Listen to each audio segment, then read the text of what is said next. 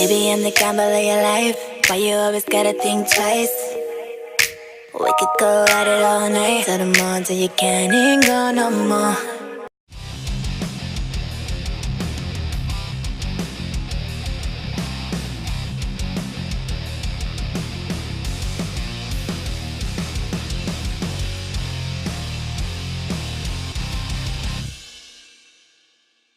Hi, everyone. Welcome to Packers Unscripted from Packers.com. I am Mike Spofford, sitting next to my partner in crime, Wes Hodkowitz. We're coming to you here from our studios at Lambeau Field. Wes, we're another day closer to the NFC Championship game, which will be played on Sunday at Levi's Stadium in Santa Clara. Packers 49ers, 5:40 p.m. Central Time kickoff. I want to start the show today by talking about a couple of offensive players for the Packers. One who's been around for quite a while and one who's only been around for a couple of months. First off, the one who's been around for a while, wide receiver Davante Adams. Some interesting discussion yesterday with both Aaron Rodgers, Davante Adams going to the podium in the Lambeau Field Media Auditorium here during championship week, kind of following up on, obviously, Adams' big performance against the Seattle Seahawks. Rodgers' comments after that game about the chemistry that he feels now with Adams approaching that level that he had with Jordy Nelson. And quite frankly, this is a connection. It's definitely reaching that special level. And if it stays at that level against a very, very formidable San Francisco defense, it'll be really interesting to see what the Packers can do out there on Sunday afternoon. Yeah, one thing that stands out is obviously how important Davante Adams is to the offensive rhythm of this team. When he was playing in that first game against San Francisco, they were still kind of getting back into a rhythm once again. It's funny how that discussion has kind of gone by the wayside, that whole thing about, oh, Davante Adams is gone or is back, but the offense is playing worse. Right. It's crazy how that can quickly change, and no one seems to ever really want to address it at that point. That's cool. But here we are now with him. You know, you look at that game last week, and it was arguably one of Aaron Rodgers' best performances, certainly in the postseason, and Davante Adams was a big reason for it. The connection that they had, not only on the scripted stuff, but even the plays that they're drawing up in the sand, so to speak, you know, before the snap, like that 32-yard catch off the fade route. Yeah, the route adjustments and those split-second decisions in the heat of the moment. Yeah, and, you know, Davante Adams, for everything that he's accomplished, you know, in this maturation that he's been on here these last few years, I don't think he gets enough credit, not only for building that relationship with Rodgers, but doing it as quickly as he did. You know, Jordy Nelson was in this offense for 3 years, most of 3 years, before he became an elite receiver, a go-to guy in this offense. It happened during the Super Bowl run of 2010, and he took off from there in 11. But Davante Adams, for all intents and purposes, was doing this right off the bat. He had performances like that in his rookie season. Now, he was the third option, but he still was an important part of that NFC Championship run. 2016 was his breakout year. They get to the NFC title game. And here they are again. Statistically, 20 years from now, people might not look at this as his finest season because he missed the 4 games with the turf toe. But Davante Adams definitely is the primary playmaker in this offense. And when you develop a relationship with Rodgers and a trust with Rodgers that he's willing to put it out there, that this is right there with how he felt it with Jordy Nelson after spending 10 seasons with him, I just feel like that's the ultimate praise. Yeah, I think so too. And it's really special here where Davante Adams is putting himself in the Packers postseason record books, because not only did he break Jermichael Finley's single game record, getting 160 yards against Seattle last week, but he now has 6 touchdown catches in the postseason in his career, which is tied for second in Packers history. And Sunday's game against Seattle was his third 100-yard performance, receiving performance in the playoffs, which is tied for first in Packers history. And when you look at the way that breaks down in the record book, last Sunday was only Adams' 7th postseason game of his career, and these other guys that he's tied for second or tied for first with in these categories have all played 10, 11, 12 postseason games in their career, and Adams is at 7. So I think that speaks a lot to just his abilities when the lights are brightest. so to speak. He is he's a big time performer. He's a clutch performer in the big games, and the Packers are certainly going to rely on him here against the 49ers. And when you think about him and Jordy Nelson, Randall Cobb, James Jones, all these top receivers the Packers have had, what's the number one trait that stands out to you about all of them? Because they all were different types of receivers, but it was in those big moments they didn't shy away from it. Yep.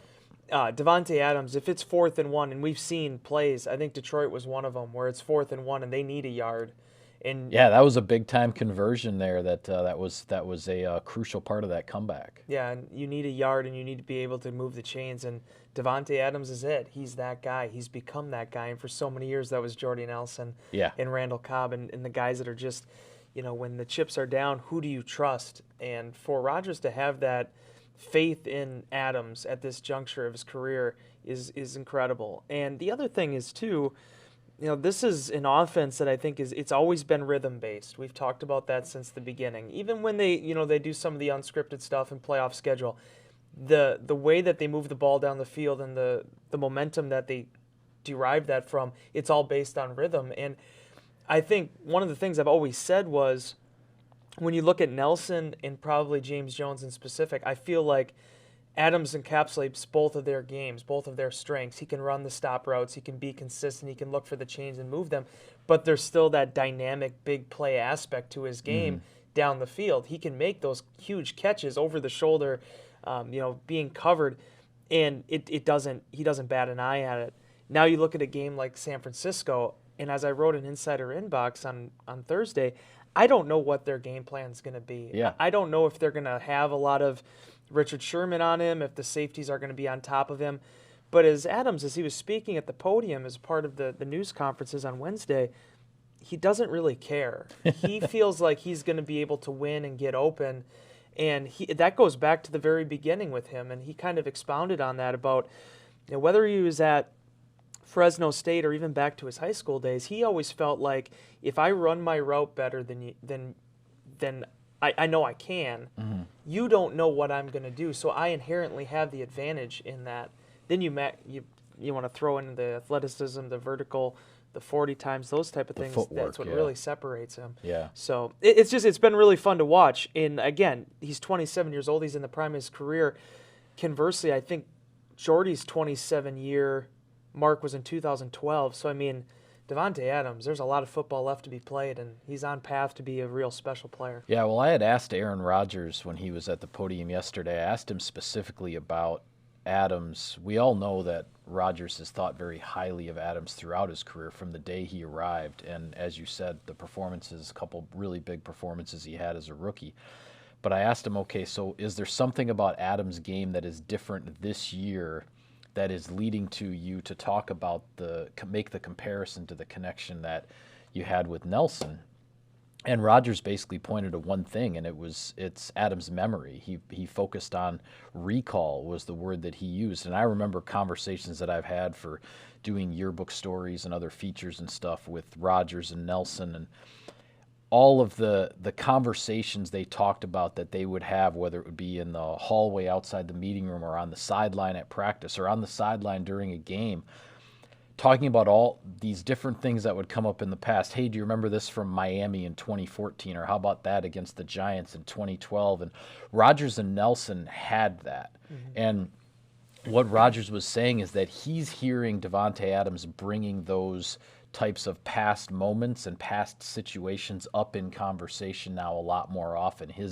His recall is getting to the level that Nelson's was. And we all know about Aaron Rodgers' encyclopedic memory when it comes to everything that's happened, every third down situation in this stadium or that season or fourth quarter, first quarter, whatever. I mean, his mind is incredible in that way.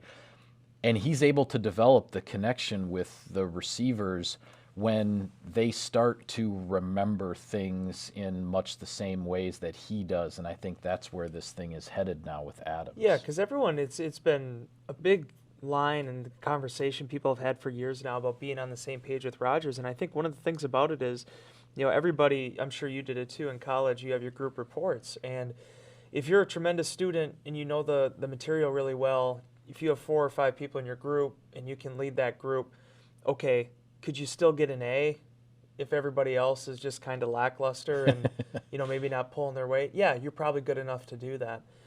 But what can you accomplish when you surround yourself with people that are just as motivated as you are, just as well-researched as you are? Right. You can get a lot done. And I think when people always think back to 2011, there was obviously a lot of talent there, but there was a lot of people that were at the peak of their athletic primes, but also very dedicated to their craft. And Davante Adams learned from all of these guys. He's known James Jones since I think he was in high school. Right. Growing up in the Bay they have Area. a connection that goes way back historically. He worked with Jordy Nelson, for 3 years. He'd been with Randall Cobb for the past 4 years. These guys all left those impressions on him of not only how to approach your business, but how to lead. And I feel like when he was thrown into that role, he was welcoming to it. And there's going to be receivers here in the next few years. Allen Lazard might even be one of them now, that there are going to be guys coming in. There's going to be that next Davante Adams. There's going to be that next Randall Cobb. In so much to say, you're not going to get the identical guy, but you're going to get players, young receivers that he's going to have to mentor, just like Nelson and Cobb mentored him. And I think he really understands that, appreciates it, and knows that the more he understands and the more that he can recall, the better it's going to make that group project for Rodgers and the Packers. Yeah, no question about it. Well, I mentioned we'd also talk about a player who's only been here a couple of months with regards to this offense, and I'm referring to running back Tyler Ervin. Packers picked him up in November, I guess late November, maybe it was? Yeah, I think yes. I believe his first game was at Washington. Yeah. Threw him in right away on returns, punt returns, kickoff returns, made a quick impact there. But the interesting thing here about the evolution of his involvement and his impact on this team is now what he's doing on the offensive side. We've seen some jet sweeps, handoff pitch type of plays.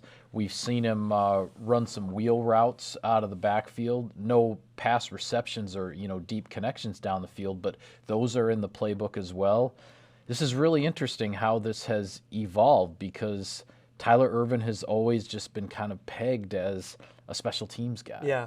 And that's not who he is here with the Packers, and he's gotten to this expanded role in a very short amount of time. So I can't tell you what happened in Houston or Baltimore or Jacksonville. I don't know. Yeah. I didn't follow him as much then, but it was really interesting, a conversation I had with Aaron Jones. It was about a week or two ago about Ervin.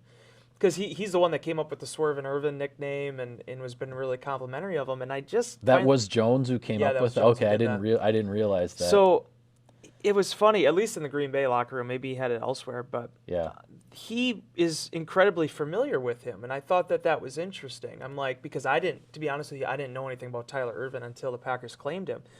And he said, it went back to my time at UTEP, because he would look at the league leaders, the leaders in the country in terms of rushing.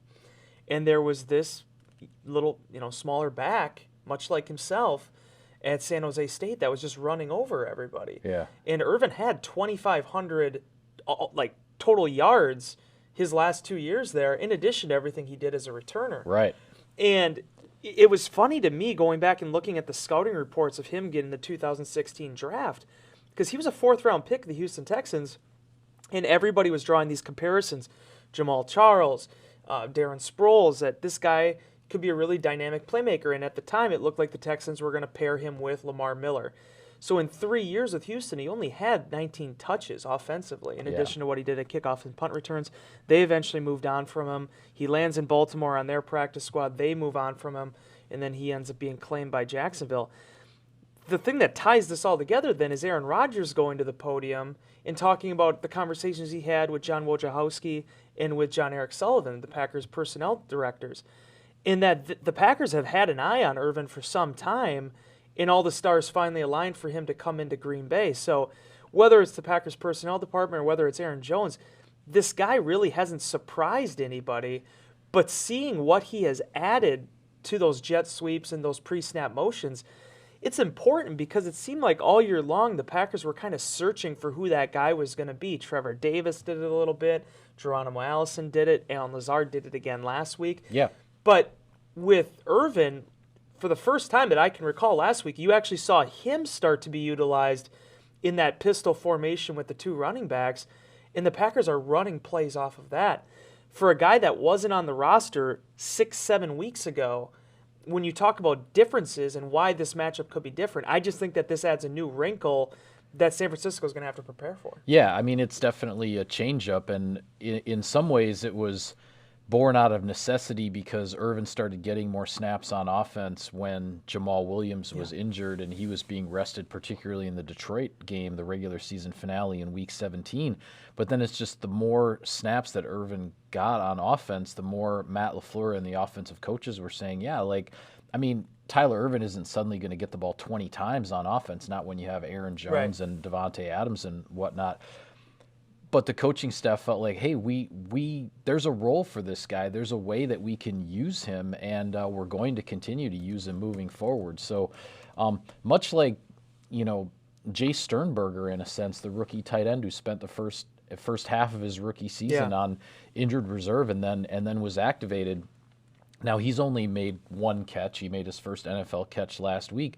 But we've seen him 17 yards, though. What's that? After the penalty. Yeah, with the 15-yard penalty tacked on. But we've seen him get more and more snaps here down the stretch as the season goes along because every time he's in the game, the film shows an impact of some kind. And that kind of stuff doesn't go unnoticed. So even though, here we are talking about two guys that are getting upwards of a dozen or even 24 snaps on offense here as the Packers are in the postseason. They were getting 0 in the first half of the season, but it just goes to show you how a team doesn't stay static. It doesn't stay the same. There's this constant evolution, and Matt LaFleur and the offensive coaches have certainly paid heed to that. Well, and this is why I also like this move for Brian Gutekunst, because there was a time there that he was, the Packers were kind of getting sort of railed on for trading Trevor Davis away. Yeah, and I think that took a lot of people by surprise. They got a 6th-round draft pick for it. I'll admit it took me by surprise, Yeah. just based on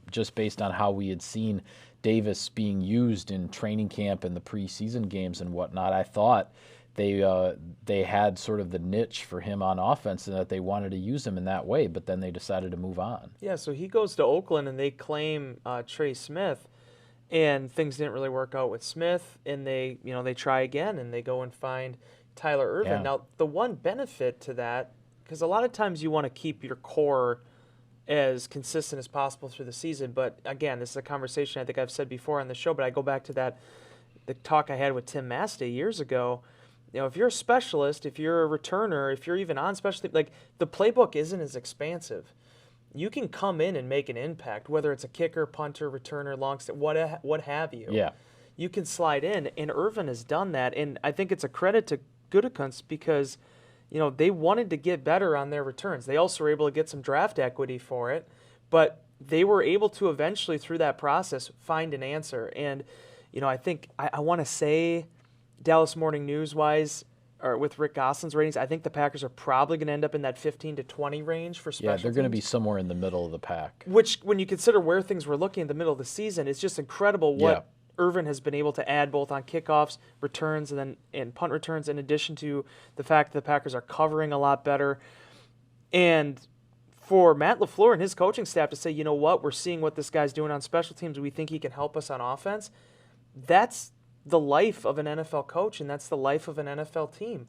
Understanding your personnel, learning what their strengths are, and finding ways to implement it. It doesn't matter which phase of the game it is. Yeah. I mean, we covered that Detroit game a couple weeks ago. Jamal Agnew is catching passes, and they're doing things with him with the Lions. So, I mean, that's just the way this game goes. And for the Packers, if you're looking for difference makers, if you're looking for reasons to believe this game could be different, it's not going to be Tyler Ervin probably having 150 total yards, but it could be a punt return. It could be an end around that goes, well and breaks for a explosive gain.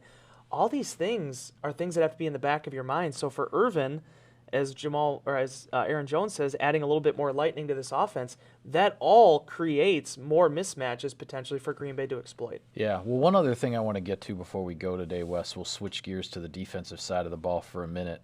Some of the conversations that were going on in the locker room with players after practice yesterday, it was interesting. Blake Martinez shared with a few reporters, including me, I'm going to be writing about this on our website actually later today, that when the team came back from the blowout loss in San Francisco, you're heading into a regular Monday. You're going to come in. The coaches are going to show certain aspects of the film. It's sort of like a full team, film review study. But the defensive guys got together and they all showed up an hour early, and they got together just as a defense. They had put in a request with the video department to say, hey, we want the video of all of the explosive plays that we've given up on the season. To that point, it was 11 games into the season. We want video of all the explosive plays. We're going to look at them. We're going to try to, get to the bottom of this. And they spent an hour in the film room together going over this stuff and in essence discovering that the communication on the defensive side of the ball, there were too many assumptions being made about, okay, this is my job and this is that guy's job. And they figured out, with the help of Mike Pettin and practice repetition and everything, that they've now become this very noisy, talkative defense. And Tramon Williams used the phrase over-communicate. They over-communicate everything defensively. And it's a big part of how this unit has cut down on the explosive plays. And I just found the story interesting because you wrote the story back in the preseason or towards the start of the regular season, where the defensive group coming back from Baltimore in the preseason, where they had just played the first quarter against Lamar Jackson and the Ravens and that offense, and they didn't like how things had gone. So they came back and got together and looked at it and, started to try to fix some things on their own. It sounds like there's a similar group of guys that did that coming back from the San Francisco game, and there's no denying statistically that this Packers defense has played a heck of a lot better down the stretch here than it was through the middle portion of the season, when all those explosive plays were happening, and then it kind of all came to a head in San Francisco with the blowout defeat. Yeah, it's kind of I was kind of awestruck by when you mentioned this story to me, because obviously you were over in Martinez's huddle. I was over talking to Brian Balaga at the time, and the thing that stands out to me about the Baltimore story, in addition to the Ravens being really, really good, we ended up finding out. We weren't quite sure at that time, but they turned out to be a pretty darn good club. So it was how well the Packers played through that month of September and at the end of the preseason. That was kind of the one hole, so to speak, into that. For them to do this again after the San Francisco loss, to me, that's again revisiting, taking stock of where you are, and trying to find ways to improve for the final stretch. And it's been very coincidental that Green Bay played as well as they did in September, and they played as well as they did defensively in December after both of those conversations. Yeah. The thing that stands out to me about the over-communicating thing, because it's one thing just to say it, right? It's one thing to say, oh, we're going to over-communicate, we're going to work on that. But this is the way I kind of look at it. It's sort of like your mom telling you to clean your room, right? She can tell you once, and you're like, yeah, Mom, I'm going to do it. Don't worry about it. We got this.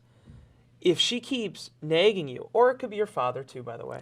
If she keeps on you, he keeps on you about it. Did you clean your room? Did you clean your room? Did you clean your room? Did you clean your room?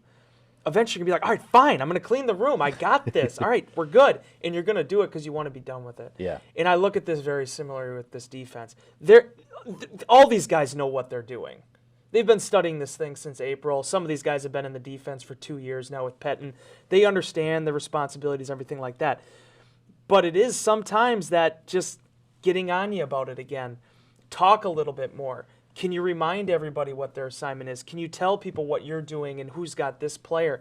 That stuff's important, because that's where you go from, okay, you're 95% sure that something is going to be covered, to 99.8. Yeah. And I think that's one thing that was my big takeaway here, is when you look at the reduction in explosive plays, a lot of times, as much as people want to put it on one player, or they want to put it on this aspect of the game just so they can understand the reason something's faltering, realistically, a lot of times it goes back to how that unit as a whole is performing.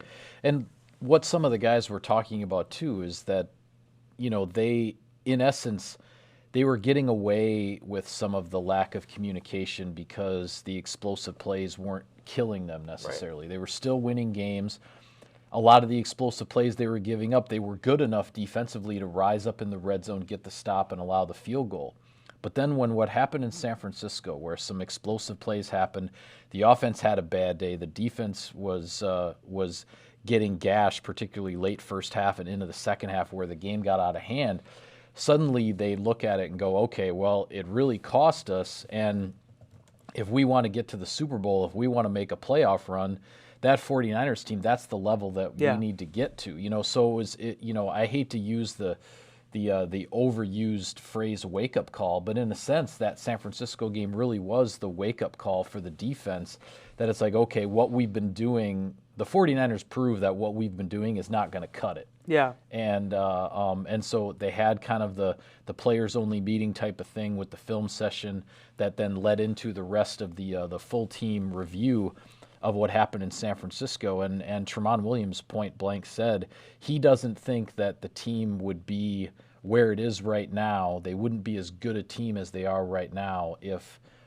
what happened in San Francisco hadn't happened. He says it turns out it was a good thing, as much as, yes, it's the game that has decided this championship game being played out west as opposed to Lambeau Field, but in the bigger picture, it's what this Packers team needed to get themselves squared away. Jimmy Garoppolo in that game, 14 completions for 253 yards, and the San Francisco 9.9 yards per pass. The Packers were 1.9 in that game.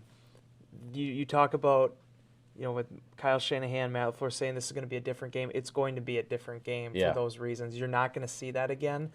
The thing that Green Bay needs a center on now is, can you get the takeaways that they didn't get the first time? That's what I keep coming back to. Jimmy Garoppolo, I think there's been 3 games this year, maybe 4, where he's not had a turnover, whether it be an interception or a pass. If you reduce the explosive plays and force them to make, to go farther down the field, that's where you're going to get those chances. Yeah, takeaways on defense and third downs on offense, right? But you know what? We're treading into keys to victory territory, and that's tomorrow's show. So getting ahead of ourselves. We'll call it a wrap on this edition of Packers Unscripted. Be sure to follow all of our coverage of the team here on NFC Championship Week on Packers.com. Subscribe to us, like us on iTunes and other podcast services, and check out all the great video content on the Packers YouTube channel. For Wes, I'm Mike. Thanks for tuning in, everybody. See you next time.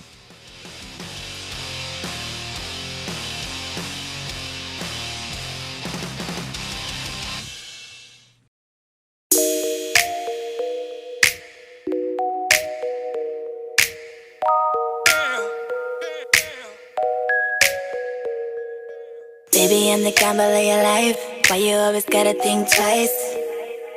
We could go at it all night till the morning till you can't even go no more. You like it, don't even deny it.